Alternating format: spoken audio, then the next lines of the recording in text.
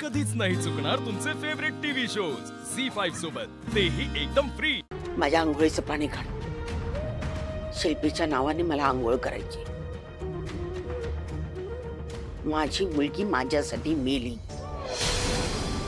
या घरात तिचा कोणी विषयही काढणार नाही आणि तिचं नावही काढणार नाही।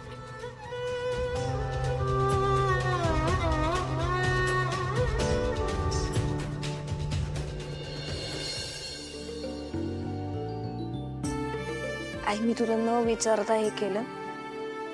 हे करणं खूप गरजेचं होतं ग।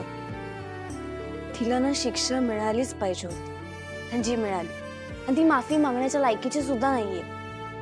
आता ती गेलीये, ती कायमची गेलीये। म्हणजे आपल्या घरातून ना सगळी निगेटिव्हिटी गेली।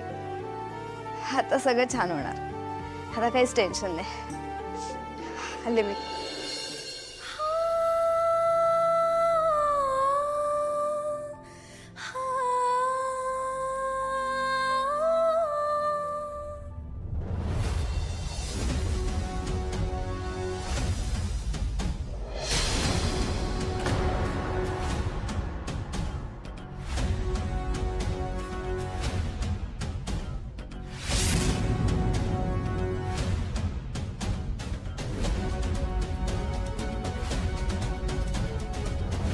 हे घे, चहा घे। नकोय मला। रेस, मला माहिती आहे तो काय विचार करतोय, पण ठीक आहे, आता झालं ते झालंय। माझ्याबरोबर अश्विनीबरोबर जे काय केलं ना त्याचं वाईट वाटत नाही मला, पण तिच्या मूर्खपणामुळे, तिच्या वागण्यामुळे बापाला गमावलं आम्ही। अरे माझ्या 13व्याला ना मी इकडे आलेलो, मला लपवलं तिने, त्यामुळे ते सगळं पैशाचं, इन्शुरन्सचं लफडं झालं। एवढे सगळे प्रॉब्लेम्स क्रिएट झाले, बाबांना जावं लागलं। आणि जेव्हा कळलं आईला की मी जिवंत आहे, तर घाई घाई करत परत आले।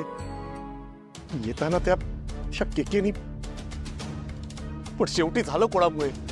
या शिल्पीच्या खोटारडेपणामुळे। कशी वागू शकते ही अशी? अरे विद्युत, ये। शिल्पीबद्दल बोलताय ना? अजून कशाबद्दल बोलणार विद्युत? मला एक गोष्ट कळत नाही, ही माझी सख्खी बहीण आहे। लहानपणापासून आम्ही एकत्र वाढलो, आमच्यावर एकत्र, माझ्यावर जे संस्कार झाले तेच तिच्यावर झाले ना, आणि ही अशी निघाली। काय सोडणे यार श्रेय, सारखा तो विचार कशाला करत बसलाय तू? जेवढा विचार करशील तेवढा तुला त्रास होईल। सोड तो विषय। विद्युत, ते जे आपण लोक बोलवले होते, क्लायंट आणि वकील, त्यांचे पैसे दिले का तू? हो, त्यांचं पेमेंट झालंय, आणि ऍक्च्युअली मी तेच सांगायला आलो होतो। येऊ मी? ऐक, काळजी घे आणि संजूला सांग बाबाने प्रेम दिले। झी5 ॲप डाउनलोड करा आणि पहा सर्व एपिसोड्स एकदम फ्री।